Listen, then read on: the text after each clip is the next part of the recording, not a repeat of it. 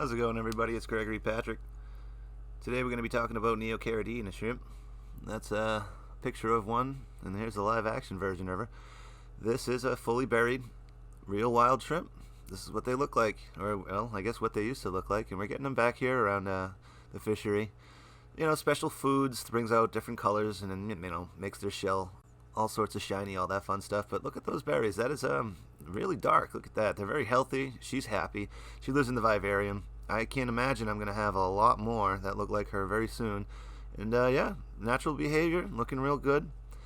As you can see, they come in all sorts of colors in the wild, though. They want to blend into just about any kind of rock available. That's pretty much their only survival technique is don't notice me. So it is what it is. But look at this one. Almost looks like a bamboo shrimp or an amano or something like that, doesn't it?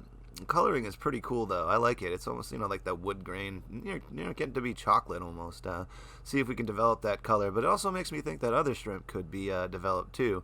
Because, hey, if this one had the potential to become all these other ones, why not? But speaking of fancy colors, I went and got some of mine own. And here we go. I'm just floating them. I have a spare tank in the room. It's just a 5-gallon, and it really doesn't matter how big your spare tank is. I filled it up with old fish water and just kind of let life do its thing in there. And I use it for these kind of purposes, like I just room temperature acclimate things in there. And with shrimp, all you really need to have is the corner of the bag in, as you can see. Really doesn't matter too much if the top is sticking out. It's just, at least a half an hour in there is going to do you just fine. But I don't know. I got a lot of cool ones. I got 3 different colors and a ton of them, as you can see. Oh, it was a fun day. Like a kid in a candy store, what can I tell you? But here's my blue shrimp. Now we got blue dreams. We got some really dark ones. We got some Rileys in there, and it's just a great mix. I bought the whole bag, of course. I got some good timing. I could probably tell you that story another time, But they came right from the breeder, as you can see. Tons of different sizes, fully buried, just about every shade. This is going to be fun. This is just a huge project in its own. But of course, like I showed you, my wild shrimp, so we're going to see what happens when we put some nature back into a few of them. But this is there in their home, and that is a Windalev Java fern. And you might not think it is, because it certainly doesn't look like one. I breed them in a weird, fun way, and I'll show you a little later on how that happens. But that's not one plant. That's quite a few. It's a real process. But hey, look at that one. Look at this. Like I said, really healthy, straight from the breeder. I was at the pet store when everybody showed up, and it was a good time. But I also got some crystal reds. What can I say? I got a few fancy ones. I think at least 5 of them, I believe. And again, yep, you can see how they have the breeder's blue in there. I did not put any of those chemicals in. They just is the way they ship, and I didn't even let the store put them in the tanks. I was just Johnny on the spot, so it was fun. But this is their tank. I put them in with the cherry shrimp in their little pirate tank, and what can I say? What's life without whimsy? It's fun, and they look real good in there too. Yeah, I don't know. They don't mind sharing with the cherry shrimp. They're not technically neocaridina. They're just a bit of an offshoot. I guess they're just regular caridina. I could go into Latin terms if you wanted to, but I think they get along just fine with the cherry shrimp. And as you can see, I got some really good ones, and I developed their color too. A few Rileys in there, but some really dark red ones, and we're going to see where that goes. But yeah, no wild ones in this one. I'm just keeping it separate for that reason. But here's some yellow ones. Now, these are fun. They're like a bit nostalgic for me. Of course, this is the shot of them all drip acclimating and getting used to the room. Even after I float them, I still have a process. I'm really nervous with anything small. Speaking of nervous with small things, I was really cutting the line here. I thought maybe they could live with these show guppies.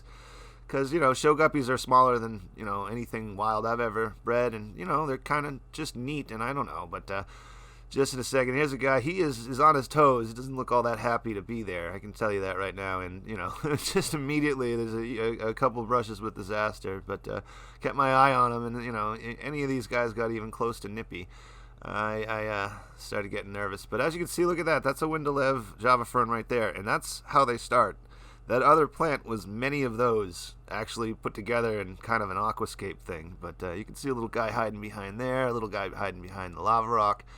And what I got to say is immediately felt like this tank was crowded. It was pretty full with the just a few breeding group of guppies. But I don't know. Couldn't say these guys felt too comfy. They were all over the place, though, having a good time as it was, though. Like I said, I got hair algae that comes from other tanks. I string it up and I feed it to shrimp, and they love it, especially the wild ones. They can just eat that all day. Of course, I supplement them with algae tabs and, shrimp food, dense pellets, protein, stuff like that. Give them, healthy calcium, all that good stuff. And but yeah, I took the guppies out. As you could see, I took a lot of stuff out. I took the lava rock out, and you look at these guys. They're all just hanging out now. They're just super peaceful, and that's what I was looking for.